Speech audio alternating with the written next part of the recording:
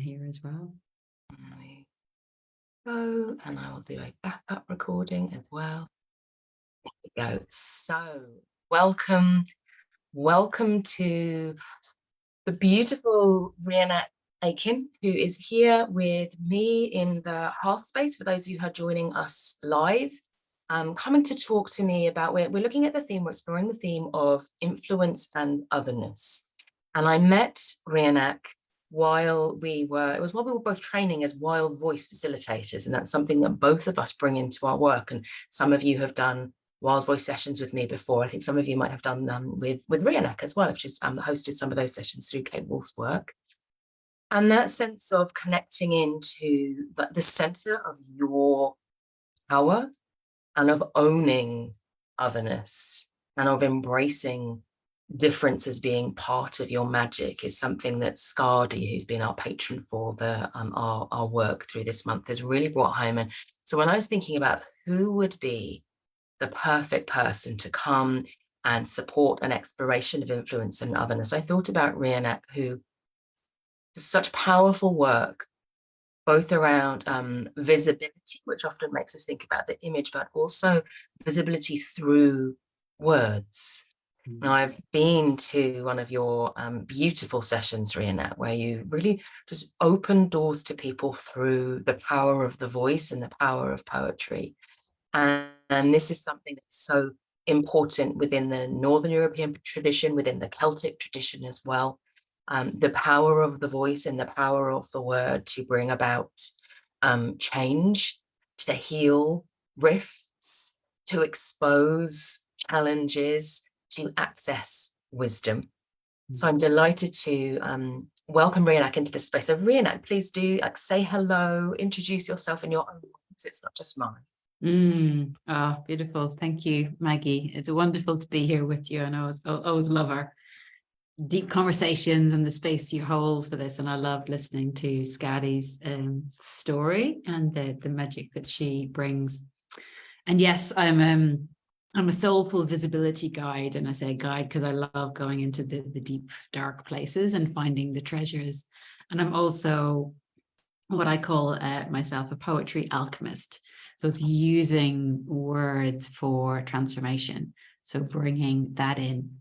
And in terms of visibility, it's the last thing I ever thought I would be doing, because for so many years, as a child and for decades and decades, I had just this debilitating shyness. I was like, don't ever put me in front of a group. Like, no. And even when I fell in love with writing, I was like, I don't want to go to a creative writing class because it felt too exposing to share my words in front of others. So, there's been a lot of transformation in that realm. So I get it from the deepest levels. It's like, if I can do it, it is possible. Yeah. So, and I know I help people step into visibility, but through doing the deep inner energy shifts, both with poetry and energy work to free that up. And I'm so looking forward to exploring this topic of otherness and influence with you today. Yeah. Fabulous. And I think a lot of people will resonate with that sense of sort of debilitating shyness. I know that's something in my own story that was really important. The reason that I ended up doing voice work was entirely by mistake. It was a sort of, I felt as if fate intervened and said, you need to do this and you're never going to do it. So we're going to make that happen for you. And I felt very blessed about that. So I can see, hi Suki, it's lovely you said hello. If you're joining us live, please do say hello in the chat box. I'm going to, any questions that you've got while we are talking, please do post them in the chat box. We would absolutely love to answer any questions that you have. And anything that resonates with you, anything that feels like, yes, and I recognize that will be incredibly helpful. And for those who are joining us for the recording, please do put the hashtag replay, just so that we know that you're catching up and you can still ask questions. Rionach is in the Hearth Space group, so she is there to answer your questions as well. Hi Maggie, lovely to see you. So yes, and actually I just wanted to draw out one more thing before I go into the questions that I've been feeling into, which I think is a really key piece for us in the Hearth Space group, and when you're inhabiting a space where voice and visibility is important, but where you are somebody who is incredibly present to the energy within a space and incredibly impacted by the energy in a space. I remember talking to a fabulous coach who also works, very much with energy, called Jane Lewis. She's a wonderful lady. She works in the Hawaiian tradition.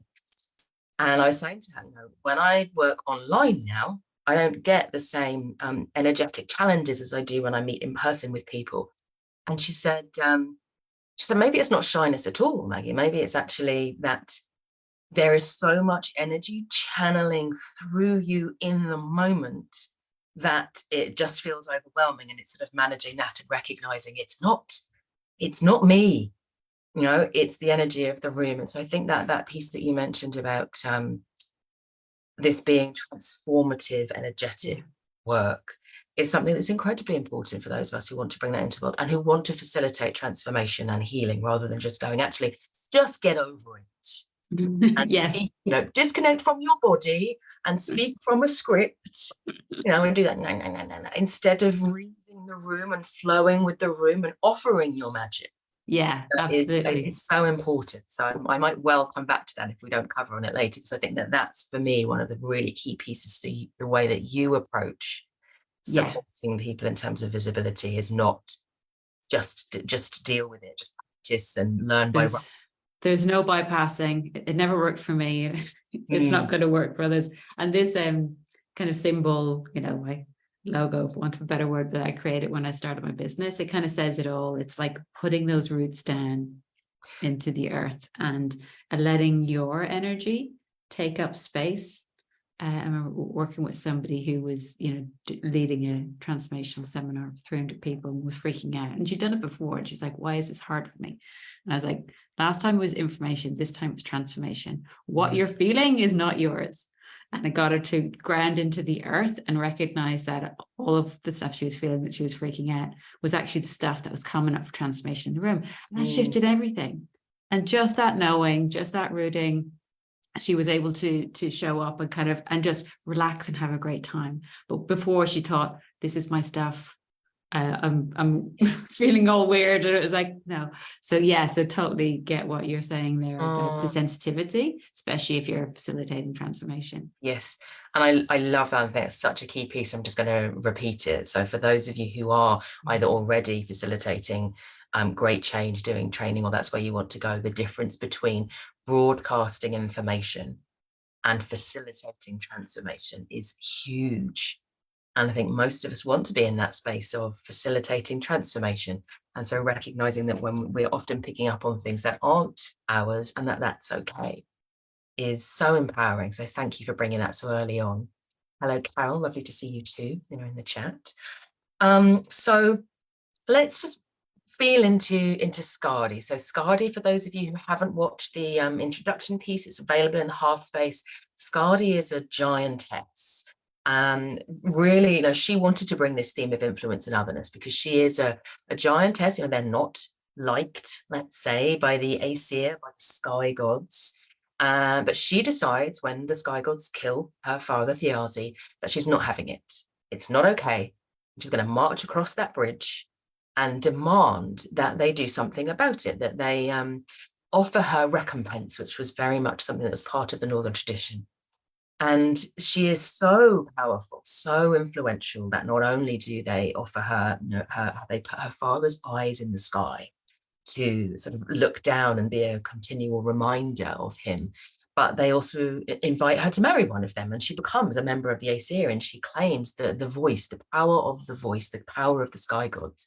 Not only does she do that, but that she then says, well, I'm going to do this, but I still quite like my home and my world. I'm not going to just become one of you.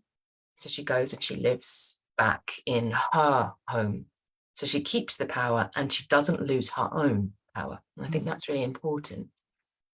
So, just like Skadi, most of us know in that moment where you're thinking, well, do I cross the bridge where the gods might smite me? They killed my dad. Come on, this is the right place. But, most of us know 1,000 reasons why it is sensible and safe to avoid visibility. to avoid being visible, to avoid being heard, to remain small. And you've touched a little bit, but I would love to know a little bit more about how did your life journey prepare you for the work that you do today? Beautiful. I love that Skadi story.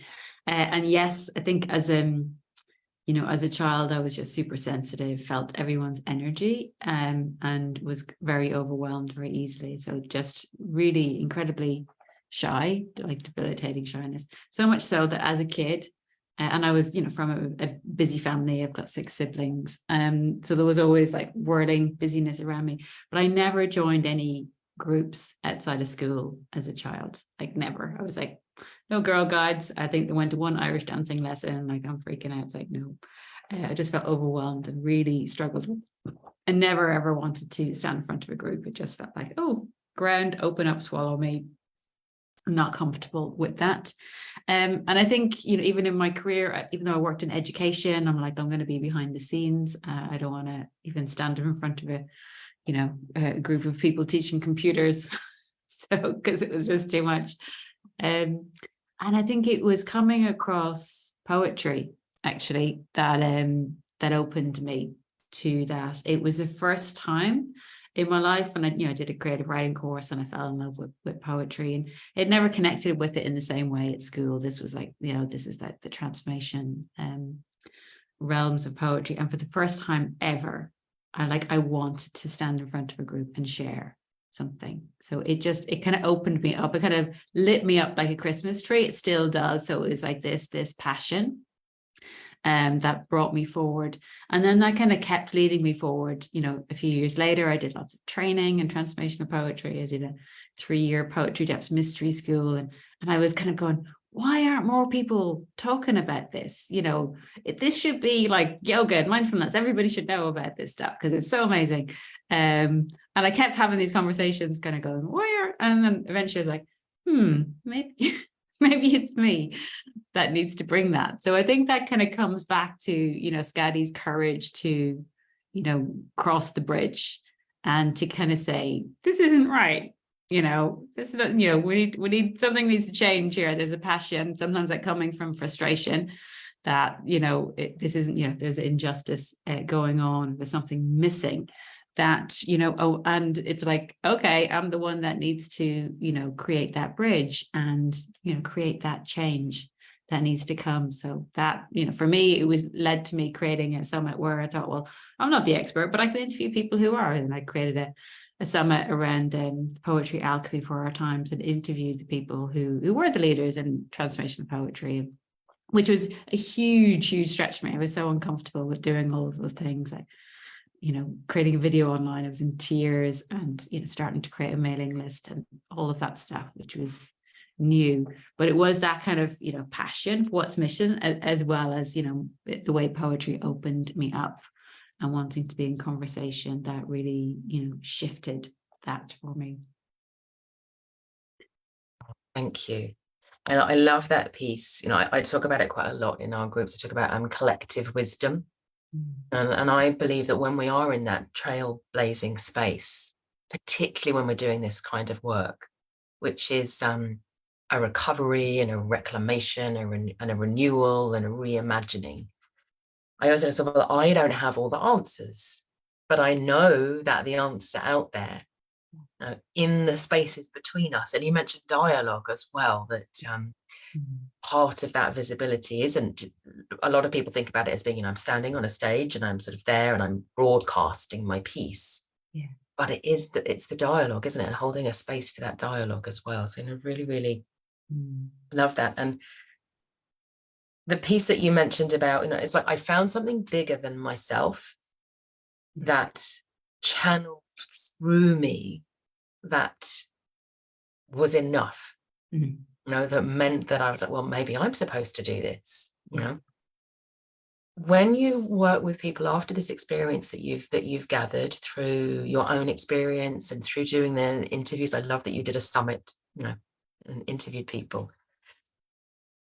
What did you notice that were the other, like the main, either like blocks or inspirations that got people out of that space of going, why would I? Yes. Yeah, beautiful. Well, one of the big blocks is, what will others think? What will others think? And then the other big block is, well, who am I? I'm not enough. So it's that fear of, being judged. And there's so much of that in our ancestral history. We get it growing up. It's like, oh, this is what you can do. This is what you can't. And then, that's kind of like, well, who am I, who am I to, be the voice for transformational poetry? I'm still a student. I'm not good enough to lead this. So that's often what gets in the way. And in terms of what really helps us to move forward with that, I think it's visibility to me, and soulful visibility in particular, which is really my area of focus. It's all about connection. So connection with yourself. So connecting with those parts of yourself, those voices that kind of go, oh, who am I? I'm not good enough. And holding space for their feelings, but without becoming that, without being 100% that. You can kind of go, okay, hello, I see you. It's a bit scary. I can, let's have a chat about that. And also then, talk about connection with source. So like you said, something bigger that's coming through us. And that's what happened, for me with poetry. It was like, it just plugged me into something. As like, I don't know what, but I'm like, I'm feeling lit up. I'm feeling passionate. So, and we can access that in many ways, but connecting that bigger purpose, that bigger field that holds us. And then from there, from that place, I'm deeply connected to myself. I'm plugged into something that's bigger than me. And from there, I can connect with others. And it's a totally different foundation to, I'm showing up to be perfect or to prove something or to, push something forward. It's totally different foundation that really, it's very organic, because people often think I've got to have a lot of energy and I've got to push and I've got to do to be visible, and it doesn't sound like fun to me, so I'm not going to do it, but it's a totally different energy. When people are really connected, it's organic, it flows much more easily. Yeah. Love that. And that idea of, instead of pushing away the things that make us feel unready, embracing them, and owning them, and that piece around like self-awareness, self-compassion, recognizing that perhaps it isn't just that the magic isn't just what you know, it's also who you are. That's the alchemy of those two things I'm hearing. So I'm all about the alchemy. The alchemy of your self wisdom. It's beautiful. It's an interesting point for me as well, because I realized that one of the things that I find fascinating about Skadi is for a lot of the people that I've worked with as I was building my business and developing my business, talk about vision. They talk about, I felt a better world, or I felt the inspiration of poetry flowing through me, or in my case, I felt the runes flowing through me, and that was the thing that sort of got me going. And my compass, I'll always follow the compass and keep going. But Skadi, as far as we can tell from her story, her initial motivation for why she takes this journey is anger. It's anger, or like righteousness or fairness, and channeling that into something, into action, into taking action. So I wondered about that.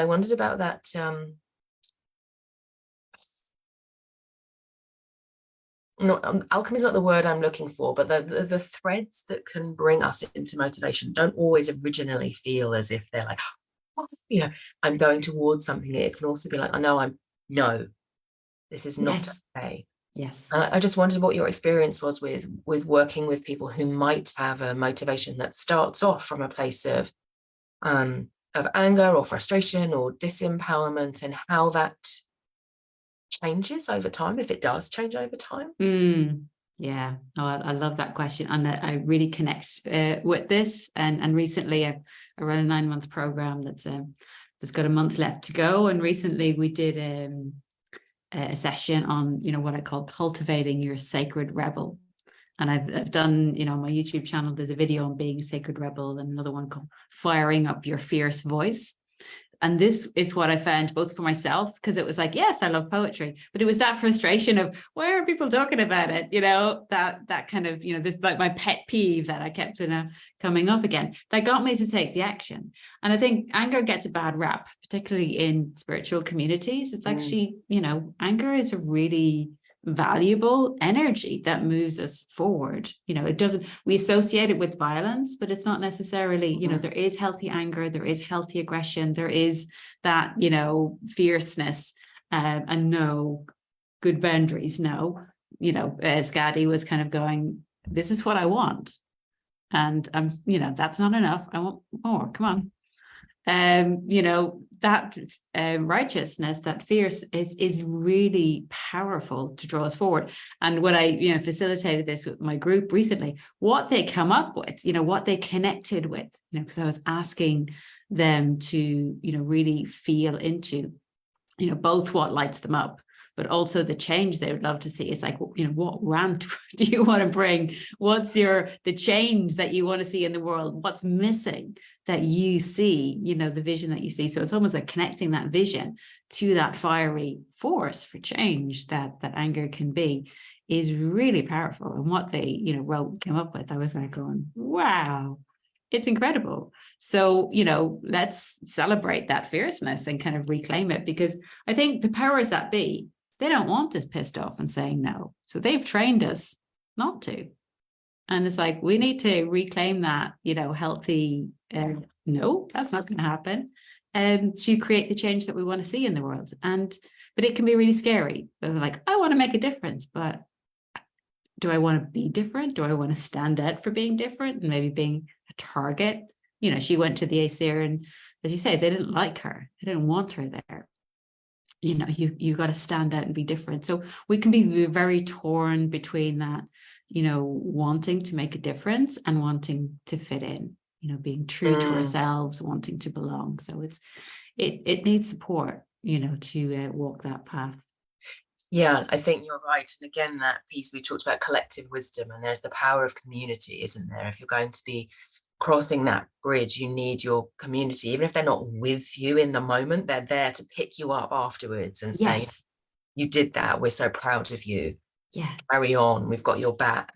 exactly. You're not alone. So important. So you're rooted into a new sense of belonging. It's like, okay, this, you know, I'm challenging convention, but I've got my crew here, so I'm not losing belonging, because that's a very tough thing for people. So it's like finding, finding that new belonging. What the 8th rune is called Runyo, and it is the rune of joy and of poetry. I was thinking, you know, it makes me think of you. Joy and poetry and ecstasy, but it is also the rune of belonging and family and kin. It's this sort of recognition that our wildness also needs the safety. Sometimes we need to be able to move backwards and forwards, and that there are going to be spaces that we move into where we don't feel safe, but our presence is necessary, and spaces where we want to feel safe and nurtured and supported. I can see Janine in the chat box. She's talking to me in emojis. So she put the little love hearts as we were talking, and then we started on the anger and just put a little storm cloud, and she said anger is a great catalyst. And I think that's right. I love that, Janine. Yes. Yeah, this initiating force that teaches us about something that's not okay, and that we're willing to stand up for that. I love the idea of the sacred rebel. You know, I've talked about this before. I think it was a couple of years ago we did quite a long piece on power, and the difference between power that seeks to dominate over and power that seeks to make a difference. Yeah. You know, and anger, frustration, you know, all of those emotions that we are taught to perceive as negative, and perhaps it's just that they're powerful and that authorities don't want us to have them, because then we become unpredictable. Yeah. That they are the drivers for change and transformation, you know, that they can operate in that way. And you touched on ambition as well. I think that's really important. You know, Skadi does embody ambition, and I have found, you know, maybe a little bit less, and you know, I haven't found it in this space, but in some spaces, you mentioned sort of healing communities or communities that are looking, you know, we talk about sort of light work, And in this community, we talk quite a lot about shadow work as well. Yes. You know, the brighter the light, the deeper the shadow, they need to come together. Yes. And the idea that it's okay to be ambitious, that it's more than okay to be ambitious, because I was thinking, you know, well, if I have an ambition, that means that I am going to leave the best possible legacy in my lifetime for those who follow. That Skadi is like, I'm going to leave the best possible legacy for the Jotun, for the giants, that we're not, you know, saying, oh, it's absolutely fine for you to come and kill my dad because you wanted something that he had, that's going to change and then that's not going to be allowed anymore. That's a legacy, isn't it? So Yes. we could think about ambition as being selfish, when actually it's a much broader and richer piece. Suki's asking a question to say, how do you deal with the reactions of family and close friends on stepping forward, channeling into something passionate that maybe did not fit into their understanding? Great question. I love that question, Suki. And this is a question that is a kind of a core part of, you know, in my work, I talk about clearing visibility blocks, as well as, you know, cultivating our visibility superpowers, which is the, you know, the fierce parts and also the hell. And what you're saying about actually dealing with the reactions of friends and family, you know, what I do with people and in groups is do a lot of energy releasing. So when that comes up, when somebody projects onto us and triggers something in us as well, what's in the way is the way.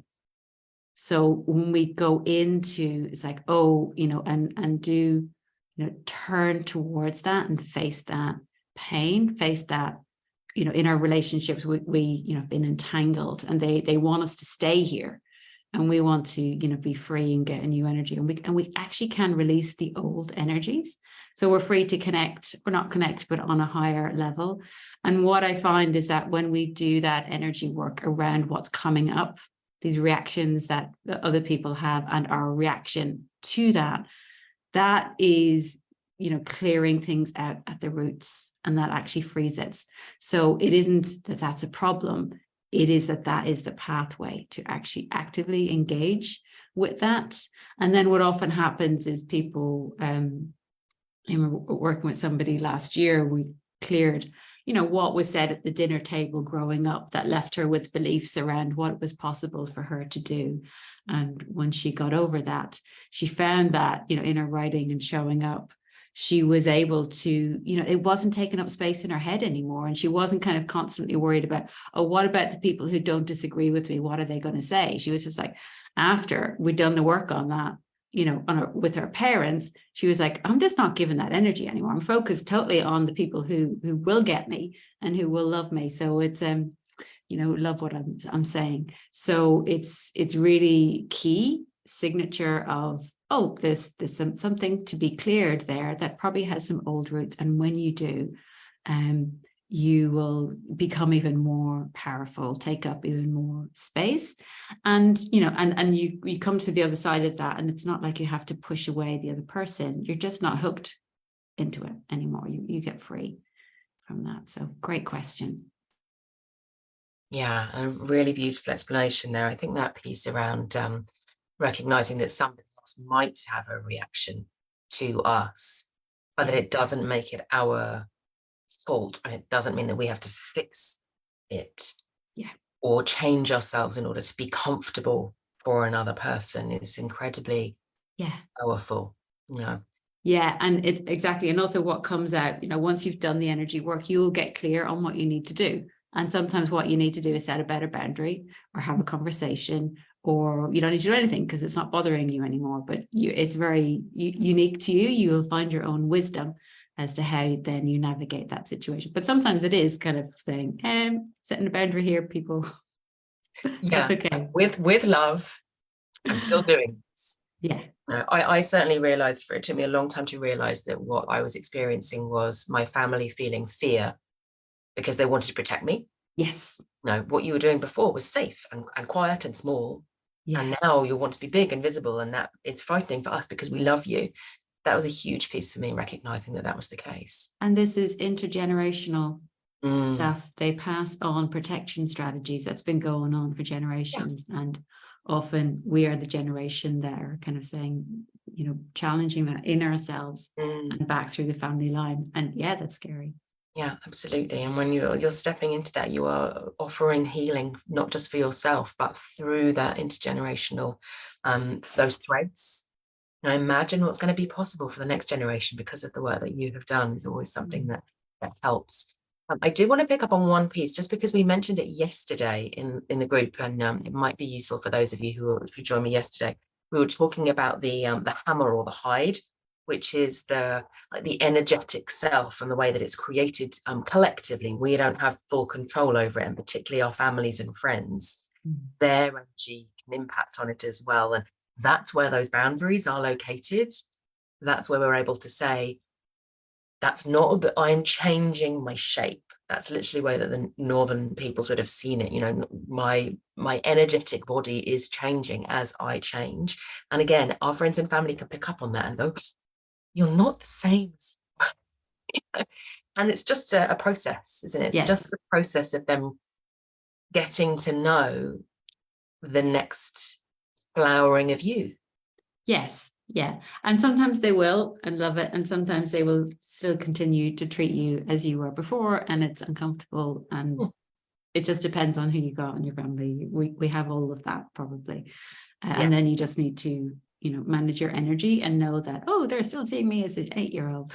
And I'm not that anymore. It's a bit uncomfortable when they treat me like that. Yeah, and the love can still be there even underneath the uncomfortableness, can't it? But that's a great question. Thank you so much, Suki. And I can see Maggie's also saying, effectively expressing anger can be really challenging. Janine said, what is in the way is the way.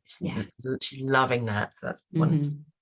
And with the expressing anger, Maggie, I would just say that you know, the videos that I mentioned, that being a sacred rebel or firing up your fierce voice, those videos on my YouTube channel, there I am actually using beautiful poems, and I might share one with you now that helps you to access that anger in a beautiful way,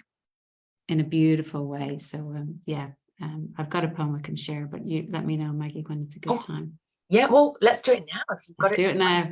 Yeah, this is a poem by Tokopa Turner, who's written a beautiful book called Belonging.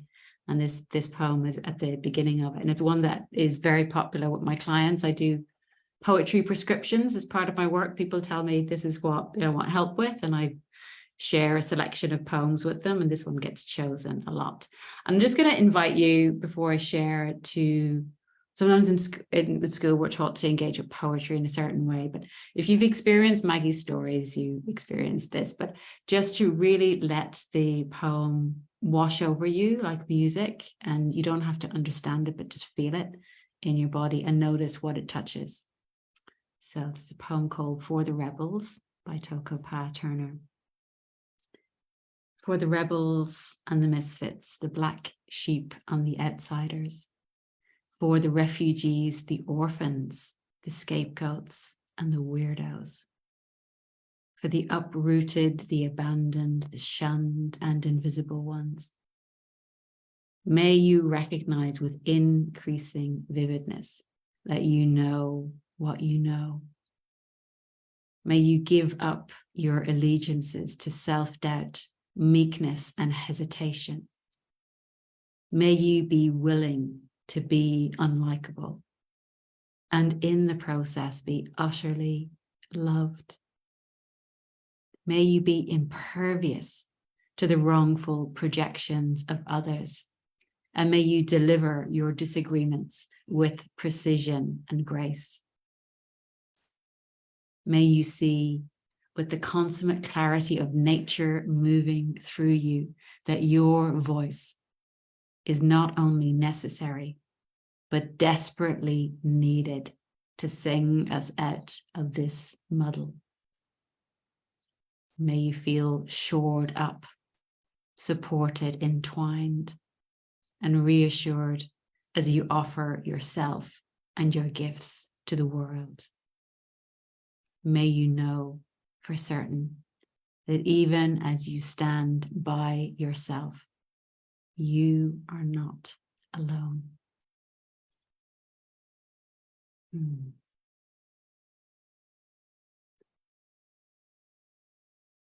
So that's For the Rebels by Toko Pa Turner, and I'll share that in the group as well. And I just say, if that resonates with you, if that speaks to you, it's so beautiful just to find a poem or a quote or words that really shift your energy, or maybe, you know, have that fierceness, that, you know, anger, that, you know, that is difficult for you, and just live with it, speak it, write it, read it, you know, let its medicine infuse you. It's a very powerful way to get more comfortable with these edgy parts. Ah, I love that so much. It was such a beautiful demonstration as well of your work, Rionach. You know, just the power of the voice and the power of word when we open ourselves to it. And like you say, encounter poetry in ways other than the ways that we've been taught to. But now we're going to learn a poem and we're going to dissect it and analyze it and look at what's a metaphor and, you know, Yeah. and categorize them and actually just allow them to wash over us. Yeah. It's beautiful. I can see that you put that in the chat as well. So thank you so much. Yeah. And I thought that's a pure Skadi poem. It's like, It she's is. It is. It's perfect. It's absolutely perfect for her. yeah. And like you say, to live with a poem. And I know this is something that you teach. You know, teach how to live with a poem, to become it, to feel into it, to travel through it, Yeah. to emerge, transform from your journey with Yeah. it is such an important part of your teaching. I'm just going to ask you about that, about, you know, we share this deep love of word magic, and you've just given a fabulous demonstration of it. But are there other things that would be, that you'd like to share about your work and this power of the word and the power of poetry? Yeah, beautiful. I know, I'm just to say, I'm sure everyone in this group knows, but when Maggie is sharing a story, I'm just like, oh, heaven. It just transports me so much and just shifts things in my body. So you've definitely got that magic. But yeah, I call it poetry alchemy. And it's, you know, the process I lead people through, you know, both in groups and in one-on-one work, is I get them to, you know, drop into different sections of the poem and different lines and speak them over and over again. I'm going to go, what does it mean to me in this moment? What is it bringing up to me? And sometimes it's like, oh, this word is confronting me, or this phrase is activating something. This is reminding me of an energy. And it really, I mean, there's been research on it. Poetry actually rewires our brain, our neural pathways in our system, because and then think any language that's sense and imagination rich, it kind of activates, you know, the neurons start firing. We pay attention to it. It's different. So we're going to go, ooh, the brain is kind of going, oof, it really, you know, sparks off. And that actually activates new parts. It, you know, rewrites and rewires old stories. It shifts our perspective. It comes into our body. It really opens up new possibilities. People feel like, you know, and I've had that experience before, that poetry has completely shifted me, shifted my posture, it shifted my possibility. I remember working with a poem before going for a job interview, and it completely shifted my energy. And so I was able to go in and inhabit that energy in the interview, and you know, was a CEO for 5 years as a result. It's really, really deep. And to me, poetry alchemy is poetry plus presence. So it's being held in a space where you can be deeply present to what's going on inside you, you know, and sometimes that's facilitated by somebody who can hold that safe space that you need to really go deep. Sometimes it's doing it through your on your own. Both are really valuable, but it's those two together, and there's a sacred energy inside the poem, and the sacred energy inside you meet. So it really, it's a bit like, it's like the poem is this teacher that's kind of has this energy that you're kind of going, oh, I love that. And through working deeply with it, you kind of, your energy comes to match the poem. And then the poem becomes totally yours, because the meaning you bring to it is going to be completely unique to you. So yeah, it's a really magical process. And also it's not just any poem, but what poem that carries the vibrational medicine that you need, that you've chosen or that maybe has chosen you, that gives you the energy to take your next steps. So it's really embodiment process. Yeah, and I've got many stories of how poems have changed things for me, or for other people as well. It's incredible. Oh, right. I love that so much. And when you said that piece around the poetry rewires the brain, and that it can create like new meanings from old stories, it reminds me of we talk about orlog and weird as being these two channels of fate, and orlog is sort of that which must be. It's like the riverbed that has been carved over time, and this is the direction that must be traveled. It's a bit karmic in that sense. And then weird is the flowing energy that moves down those channels. And as you were speaking, I was thinking, well, yeah, all of the work we do around past life regression, or around feeling into these ancient stories, and then bringing our poetry and bringing the energy of the runes, is like a flood of weird coming and saying some of our orlog needs to be shifted at this point in humanity's journey. Yes. You need to do a little bit of rewiring of the collective brain. So yeah, that sort of that channel of poetry. And I'm also reminded that in the Awaken group, for those of you who are either in Awaken before, you'll know this, or who are joining Awaken this year, so many people are inspired to write their own poetry through the course of the program. They encounter a rune, they read the old poems about the runes, they learn them and work with them, and then suddenly they post in the group the poem that came to me through doing this work. And I could read them all day. Yeah. It is like this awakening of the power of poetry within. Yeah. Comes through. Yeah. And then we write our own medicine in that way. We can find somebody else's words through medicine. We can write our own medicine, and it's incredibly powerful. Yeah. And thinking about energy. Also, I should say, Janina said, edge is a bilingual Nordic pun. So edgy is perfect. Our whole year of work is about edge dwelling and exile. So yes, the idea of inhabiting the edge. I have to put more in the chat about that, Janine, now that you've shared that. But yes, that place of edginess is so important for us to be able to inhabit it.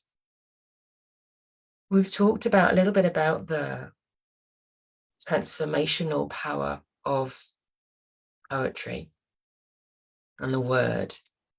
And I was thinking about, we have runes that we can work with to bring around particular intentions. So we can work with manas to increase our confidence, or we can work with algas if we want that sense of being protected as we go out into the world, or we can work with dargas if we want to move sort of into visibility and then out of visibility again, sort of stepping through it and then back behind it again.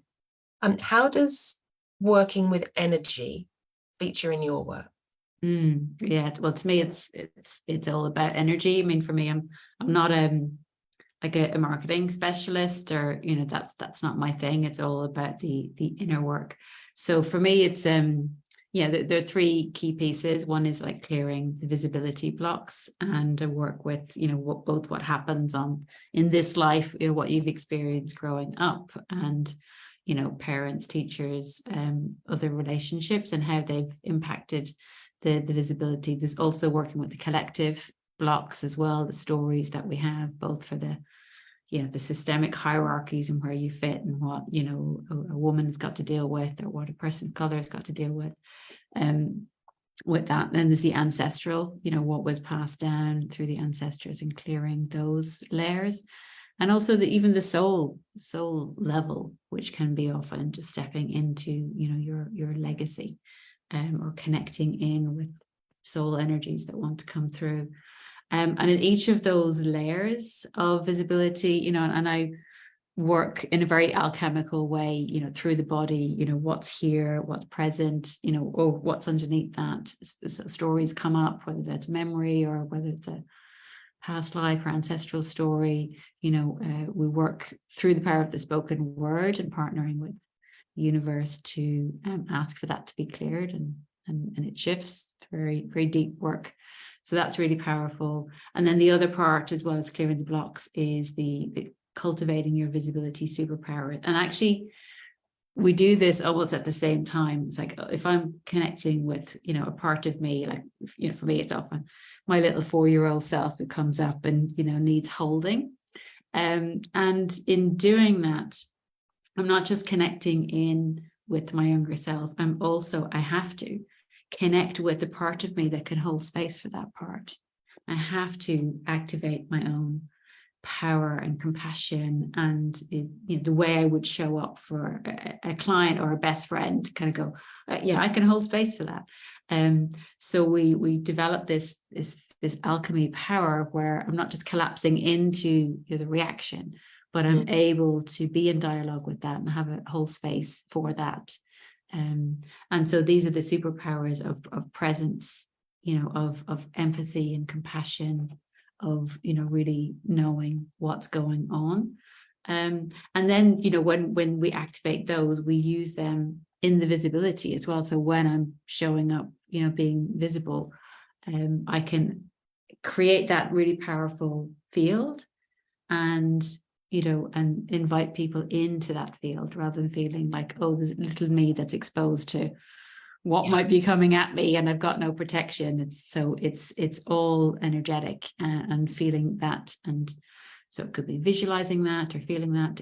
It's different for different people, but it's all about holding both, the shadow and the powerful loving self. And when you bring them together, we actually need both.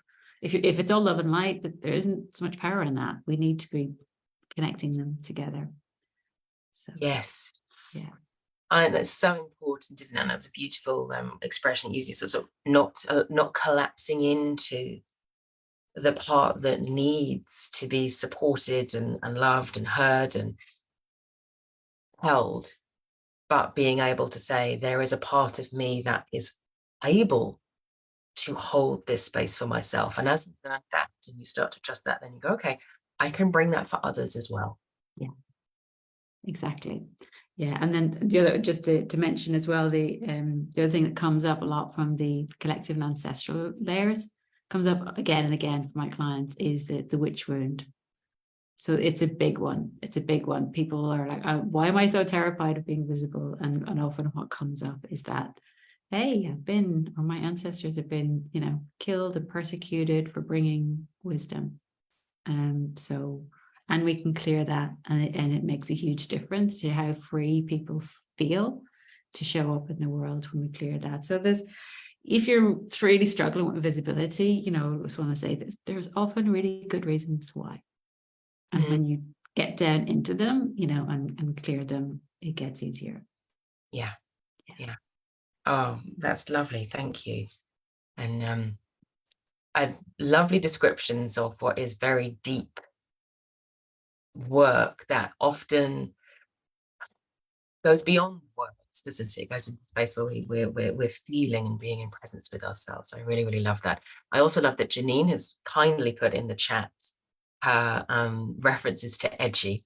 I'm going to leave people to read that, and I love it. I love that there's a let's say a magic to be reclaimed underneath a derogatory term. So I shall leave people to go and look at that if they would like to in the chat. I didn't know about that, and I love that you had a pet project. Yes. Gimme and the edge shakes. Janine, I didn't know. I'm learning new things. That's a very interesting, nuanced country music. Yes. Thank you, Janine. So we're coming towards the end of our time. So I wanted to first of all, I wanted to ask for your advice, but on behalf of those of us who are feeling I have a powerful message that I need to bring out into the world, or I have a service or something wishes to be channeled through me, and I'm feeling all of the stuff, all of the 1,000 reasons that we talked about right at the beginning. What 3 pieces of advice would you offer that person? Yeah, beautiful. Well, I think, as I was saying, what's in the way is the way. So to know that when stuff comes up, when you're stepping out, that's how it's supposed to be. That's everything is working. Just because you're running into a roadblock, because our souls, talk about soulful visibility, our souls want us to clear that stuff for ourselves, for the collective, for the planet. So it has to come up. But, I think in terms of advice, I would say, like really what lights you up, what are you passionate about? What's your, pet peeve that you want to do, both in terms of your topic and your message, you're sharing, and also how you want to do that. So to really, what often comes up for people is, I need to find a success formula. And generally other people's formulas are never sustainable. There might be value in exploring them for sure, but they're never fully sustainable for you because you're just too unique for that. So it's really essential to find your own path. So if you love writing, write. If you love telling stories, tell stories. If you love talking, record video. If you love conversations, and do interviews, creating community, being in nature. So it's really, even as you are doing it, it's like, how can I do it in a way that really fires me and lights me up and will be sustainable for you? The second piece I would say is, and this is so powerful and so simple that we overlook it, but to connect with your beingness, connect with your unique essence. And that's what I mean is that the medicine that you bring, that other people receive from your presence when you're not doing anything. And, if you're not sure what that is, you can ask people you trust, what do they receive from your presence? What do they already tell you? Like, one thing for me is depth. People are always saying, oh, really, you're so deep. And before, like, oh, yes, I am. And now I'm kind of going, I need to own that. I need to, really infuse that is who I am, and not try and be something who isn't. That's what it is. So, and that becomes, so much easier. It helps us to feel our value. Then I can kind of go, people will kind of go, oh, someone needs depth, send them to Rionach. And I'm kind of going, that's my bag. I love that. For somebody else, it's going to be something different. But it also, we're not trying to prove ourselves, get caught in the hustle and the grind. So, that's really powerful. Like, what is it, your essential medicine that you just have without doing anything? And the third piece I would offer is, instead of thinking about being visible, is I have to go out there into a hostile world and put myself out there, and my tender or new message, that wants to come out there, and we don't feel motivated to do that. And it's like, why would you feel motivated to put your tender heart out into a world you imagine is hostile? It's like, you're never going to feel motivated to do that. But what, the shift, the reframe I offer instead is, think about inviting people into your world. What is it, your world, that you're inviting them into? You can create your own realm, your own space. So imagine if you were throwing a party, or it might be an intimate gathering. It might be inviting people to the kitchen table. It might be a deep one-on-one conversation. If you just imagine that energetically, it's like, this is my realm. I've got, good boundaries. The doors aren't completely closed, so people want to get in, but it has to be the right people. And I can invite them in to that world. And you can be doing the same things that you might have been doing, but you're doing them from a completely different energy. You get much better at boundaries. You kind of go, no, you're not getting into my kitchen.